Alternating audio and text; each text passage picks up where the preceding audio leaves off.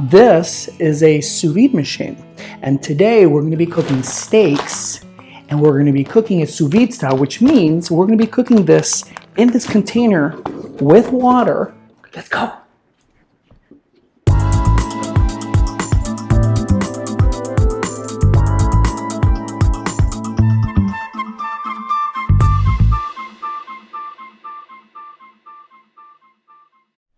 Okay, sous vide cooking is completely easy. And the first thing you're gonna do is you're gonna fill the container up with water.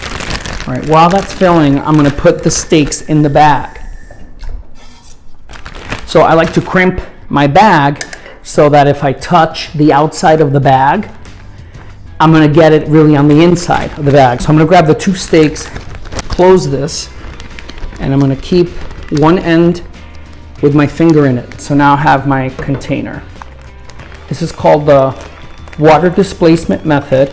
I have a video on how to do this that I'll link in the description below so you can watch it. So I want to continue to push it down until I get almost to the hole that my finger was in, and I'm gonna seal it. It's saying right now that the temperature is 77.4. So the 135 degrees that I've set on here is what these steaks are going to be. I'm gonna put the steaks in the water. Then I'm gonna look for a clip. And the reason I want the clip is for it to hold the bag. And now, the easy part. All I have to do is press this button.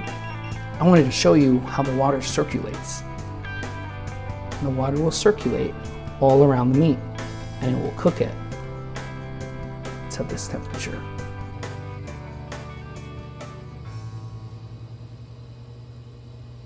But I put some sugar on them to kind of help the caramelization process.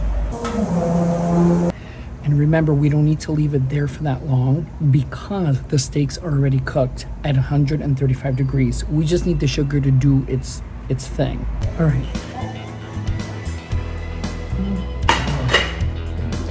Let me show you how to plate it.